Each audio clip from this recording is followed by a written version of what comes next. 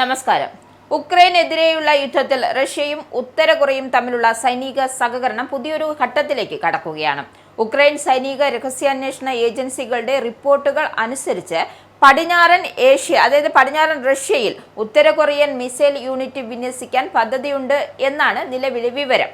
അപ്പോൾ ഉക്രൈന് എതിരെയുള്ള ആക്രമണങ്ങൾ കൂടുതൽ ശക്തമാക്കുന്നതിന്റെ ഭാഗമായാണ് 120 ബാലിസ്റ്റിക് മിസൈലുകളും 6 ലോഞ്ചറുകളും സജ്ജീകരിക്കാനാണ് റഷ്യയുടെ ഈ നീക്കം.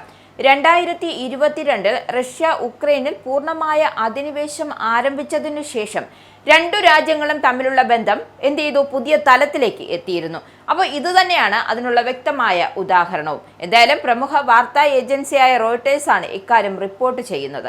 ഉക്രൈനിലെ മെയിൻ ഡയറക്ടർ ഓഫ് ഇന്റലിജൻസിന്റെ ഉദ്യോഗസ്ഥനായ ആൻഡ്രി ചെർനിയാക്കിന്റെ വിവരമനുസരിച്ച് അദ്ദേഹം പറയുന്നതനുസരിച്ച് റഷ്യയിലെ ഒറോനെഷ് മേഖലയിൽ 112 മിസൈൽ ബ്രിഗേഡിയർക്കാണ് ഉത്തര കൊറിയൻ മിസൈൽ യൂണിറ്റിനായി പ്രത്യേക താവളം ഒരുക്കുന്നത്. ഏകദേശം 90 ഉത്തര കൊറിയൻ സൈനിക ഉദ്യോഗസ്ഥരാണ് ഈ യൂണിറ്റിന്റെ ഭാഗമാവുക. ഇവർ വെറും ഉപദേഷ്ടാക്കളായി മാത്രമല്ല, മിസൈൽ സംവിധാനങ്ങളുടെ പ്രവർത്തനത്തിലും പരിശീലനത്തിലും സാങ്കേതിക സഹായത്തിലും നേരിട്ട് പങ്കാളിയാകാൻ സാധ്യതയുണ്ട് എന്നാണ് വിലയിരുത്തൽ. ഇതിനൊപ്പം തന്നെ ഉത്തര കൊറിയയിൽ നിന്നും പുതിയ ബാലിസ്റ്റിക് മിസൈലുകളും റഷ്യയിലേക്ക് എത്തിക്കാനുള്ള നടപടികൾ പുരോഗമിക്കുകയാണ്.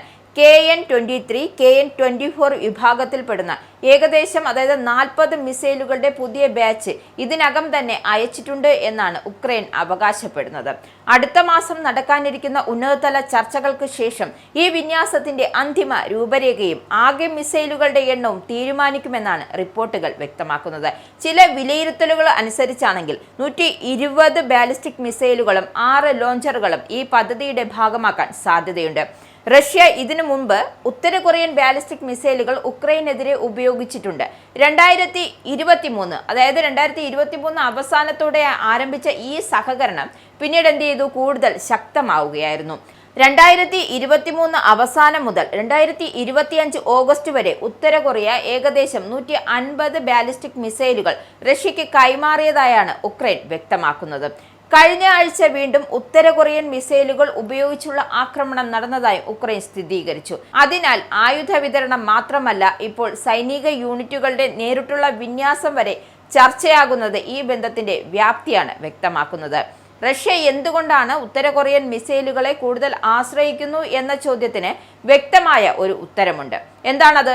ഉക്രൈന്റെ കൈവശമുള്ള ഉയർന്ന നിലവാരത്തിലുള്ള വ്യോമ പ്രതിരോധ സംവിധാനങ്ങൾ പരിമിതമാണ്. പ്രത്യേകിച്ച് ബാലിസ്റ്റിക് മിസൈലുകളെ തടയാൻ കഴിയുന്ന അമേരിക്കൻ പാട്രിയറ്റ് സംവിധാനം വളരെ കുറച്ചു പ്രദേശങ്ങളിലാണ് വിന്യസിച്ചിരിക്കുന്നത്. അതായത് ഈ ഒരു ദൗർലഭ്യം പ്രയോജനപ്പെടുത്താനാണ് റഷ്യ കൂടുതൽ ബാലിസ്റ്റിക് മിസൈലുകൾ ഉപയോഗിക്കുന്നതെന്നാണ് സൈനിക വിദഗ്ധരുടെ വിലയിരുത്തൽ. KN-23, KN-24 മിസൈലുകൾക്ക് റഷ്യയുടെ ഇസ്കാൻഡർ മിസൈലുകളെക്കാൾ കൂടുതൽ ദൂരപരിധിയും കൂടുതൽ ഭാരവും വഹിക്കാനുള്ള ശേഷിയുണ്ട്. എന്നാൽ ഇവയുടെ കൃത്യത കുറവാണ് എന്നും അതിനാൽ സാധാരണ ജനവാസ മേഖലയിൽ കൂടുതൽ നാശനഷ്ടങ്ങൾ ഉണ്ടാകാനുള്ള സാധ്യത കൂടുതലാണ് എന്നും ഉക്രൈൻ സൈനിക വൃത്തങ്ങൾ വ്യക്തമാക്കുന്നു. ഇതാണ് ഈ മിസൈലുകളെ കുറിച്ചുള്ള ഏറ്റവും വലിയ ആശങ്കകൾ ഒന്ന്. ഫിലാഡൽഫിയ ആസ്ഥാനമായ ഫ്ലോറിൻ പോളിസി റിസർച്ച് ഇൻസ്റ്റിറ്റ്യൂട്ടിലെ സീനിയർ ഫെലോ റോബ് ലീയുടെ അഭിപ്രായത്തിൽ ഉക്രൈനിലെ ഏറ്റവും വലിയ ദൗർബല്യങ്ങൾ ഒന്നാണ് ബാലിസ്റ്റിക് മിസൈൽ പ്രതിരോധം. അതുകൊണ്ടാണ് റഷ്യയുടെ കൈവശമുള്ള ബാലിസ്റ്റിക് മിസൈലുകളുടെ എണ്ണം വർദ്ധിക്കുന്നതോടെ കീവ് ഉൾപ്പെടെയുള്ള പ്രധാന നഗരങ്ങൾ കൂടുതൽ സമ്മർദ്ദം നേരിടേണ്ടി വരും.